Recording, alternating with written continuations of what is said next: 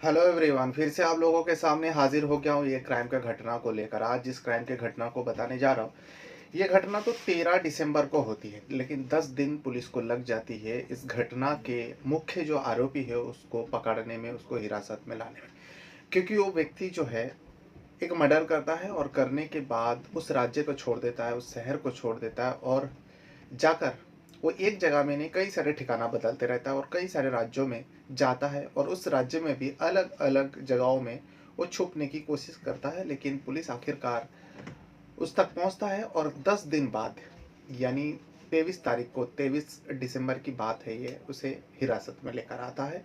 और लाने के बाद पूरी सच्चाई जब उससे उगलता है, वो जब सच बयान करता है, पुलिस भी हैरान हो जाती है। जो एक मामूली सी बात पर वो एक बुजुर्ग व्यक्ति को मारता भी है और मारने के बाद आपको ये जानकर हैरानी होगी, उस बुजुर्ग महिला के सिर को जो है धड़ से अलग कर देता है और उस सिर को ले जाकर एक व्यक्ति को सौंप देता है, जो ये लो, और उसे सौंप कर वो फरार हो चुका था। वाकई पूरी घटना सुनने के बाद आपके जहन में भी ऐसे ही ख्याल आएगा, जो ऐसे व्यक्ति को कौन सी सजा देने से सामने वाले को सुकून मिलेगा। घटना जो है हरियाणा प्रदेश का है। हरियाणा प्रदेश का ही एक जिला लगता है, बहुत ही फेमस जिला सोनीपत।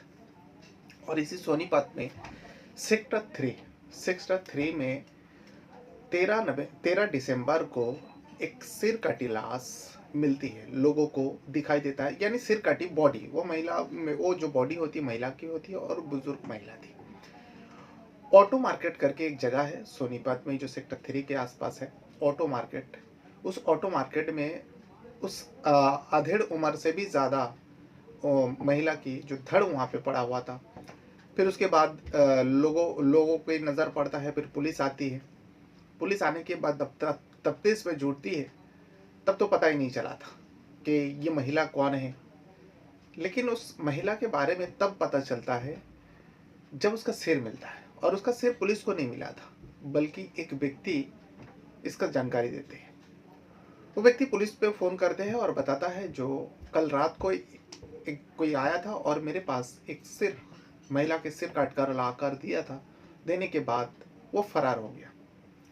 अब पुलिस को लगा जो इसी महिला का होगा, तो पुलिस फ़ौरन वहाँ पर जाता है और जाकर देखता है वाकई उसी महिला का है, जो सेक्टर 3 में जिस महिला की बॉडी पड़ी हुई थी। अब दोनों मिल चुके थे, सिर भी मिल चुके थे, बॉडी भी मिल चुके थे, तो पहचान भी हो जाता है। और जिस व्यक्ति को वो सिर सौंपा था, वो व्यक्ति कोई और नहीं, वो महिला जो जिसको मारा गया था, उन्हीं का जान पहचान वाले में से थे। क्योंकि मरने वाला महिला की उम्र जो है 55 साल होता है और जुगनी देवी नाम होते हैं। जुगनी देवी 55 साल के महिला, लेकिन इस बुजुर्ग महिला को क्यों और किसने मारा, मारने का वजह क्या था, और इतनी दर्दनाक मौत आखिर क्यों के दिया गया था, क्या दुश्मनी थी, क्या रंजिश थी, बस यही सब जानकारी जुटाना था। लेकिन जो जानकारी तभी जुटा पाएंगे जब उनके बारे में पता चले। तो जिस व्यक्ति के पास सिर था, उस व्यक्ति से पूछा गया, तुम कौन हो, तुम्हारे पास कौन आया था, तुम जिस हिसाब से कह रहे हो जो कोई आया था और ये सिर सौंप के गया। तो व्यक्ति कहने लगा, मैं उसे जानता हूँ, जानता इस वजह से हूँ क्योंकि जो महिला की सिर मेरे पास है, उसकी बेटी मेरे साथ लिविंग रिलेशन में रहती है और यहीं पर है। अब वो उस मरने वाले महिला का बेटी भी बाहर आती है, वो बताती है जो हाँ मेरी माँ है। उसके बाद जिसने सिर देकर गया था वो कोई और नहीं, उसी महिला के दामाद होता है। यानी जो महिला उस व्यक्ति के साथ लिविंग में रह रहे थे, उस व्यक्ति को जो सिर सौंपा था वो दामाद ही सौंप के गया था।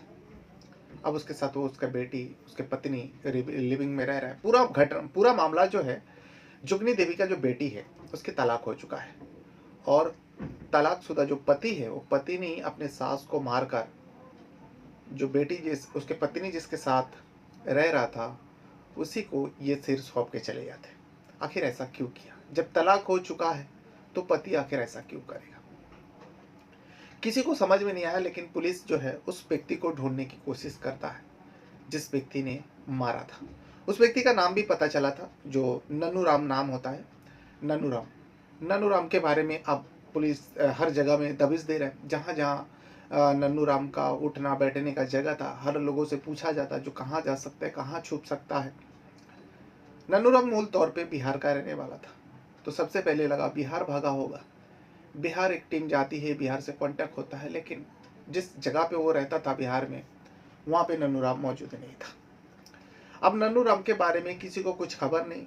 यहाँ दिन बीत रहा था, 10 दिन हो चुका था, लेकिन 10 दिन बाद आखिरकार जो सोनीपत का सेक्टर 27 का पुलिस आखिरकार नन्नू राम तक पहुंच जाता है और नन्नू राम को हिरासत पर लेकर आता है।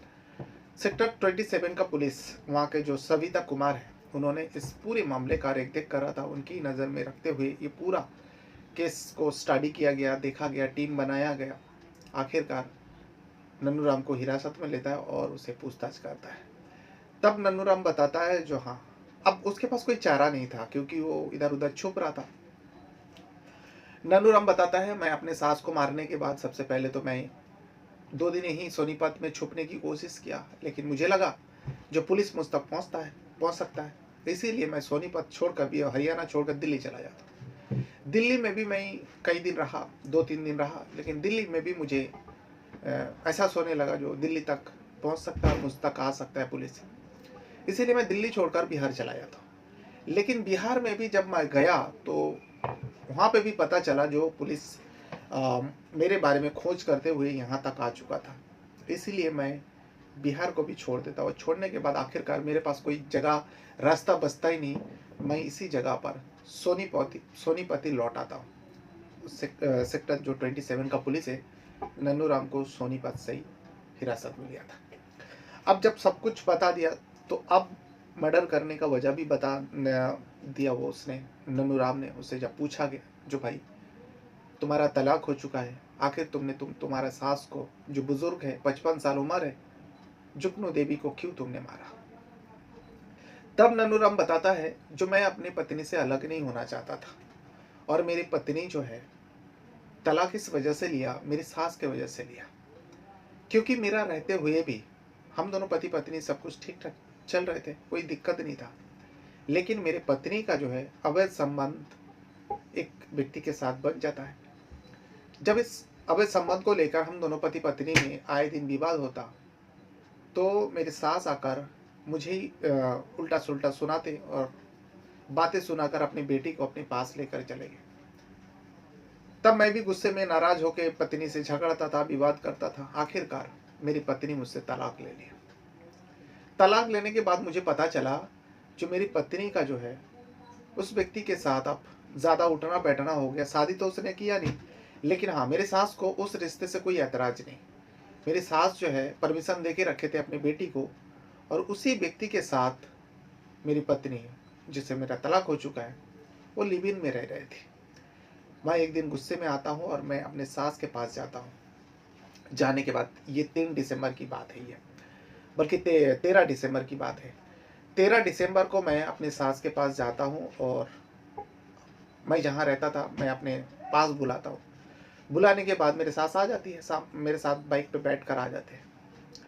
आने के बाद इस विषय पे हम दोनों के बीच में बहुत ज़्यादा कहासुनी हुई, झगड़ा हुआ। झगड़ा होने के बाद मेरे सास कहने लगा जो तुम्हारा अब कोई हक नहीं बनता जो तुम मेरे बेटी के बारे में कुछ भी बातें करो, क्योंकि तुमसे वो तलाक ले चुकी है, अब उसकी ज़िंदगी उसे जीने दो।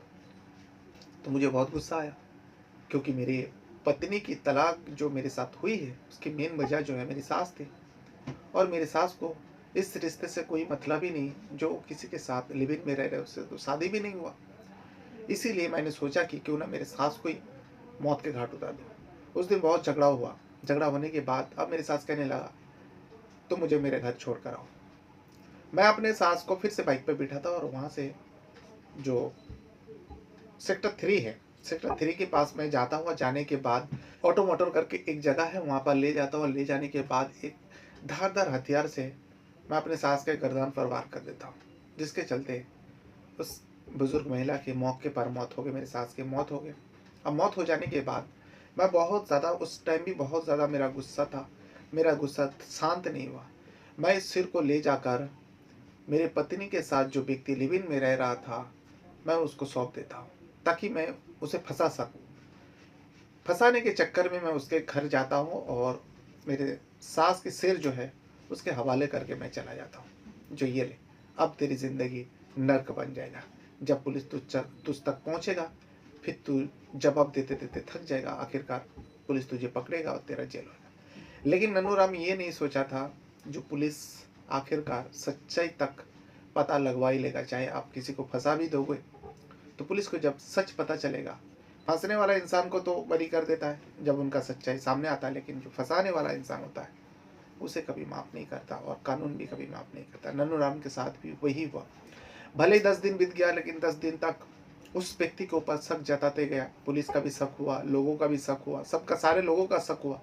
लेकिन आखिरकार नन्नूराम तक जब पहुंचता है तब पूरा सच्चाई पुलिस को भी पता चलता है, लोगों को पता चलता है, और इस मर्डर के पीछे हाथ जिसका था उसको तो हिरासत में ले ही लिया था, और मर्डर का सच्चाई भी पता चलता है। तो ये था वो पूरा कहानी जो हरियाणा प्रदेश का सोनीपत जिला का है।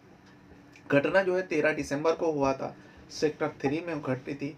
एक बुजुर्ग महिला को सिर कटी लाश बॉडी पड़ी हुई थी। फिर उसके बाद तफ्तीश करते करते पता चलता है जो बुजुर्ग महिला को मारने वाला उसी का बेटी का पति होता है, यानी दामाद होता है। बहरहाल, अपने साथ साथ अपना परिवार का भी बहुत ज़्यादा ख्याल रखिएगा। इस वीडियो को यहाँ तक देखने के लिए आपका बहुत बहुत धन्यवाद करता हूँ। कुछ कहना है, कुछ बताना है तो वीडियो के कमेंट बॉक्स में आप अपना राय ज़रूर दीजिएगा, और आप कहाँ से ये वीडियो देखते हो उसके बारे में भी आप लिखेंगे तो मुझे अच्छा लगेगा। Thank you very much.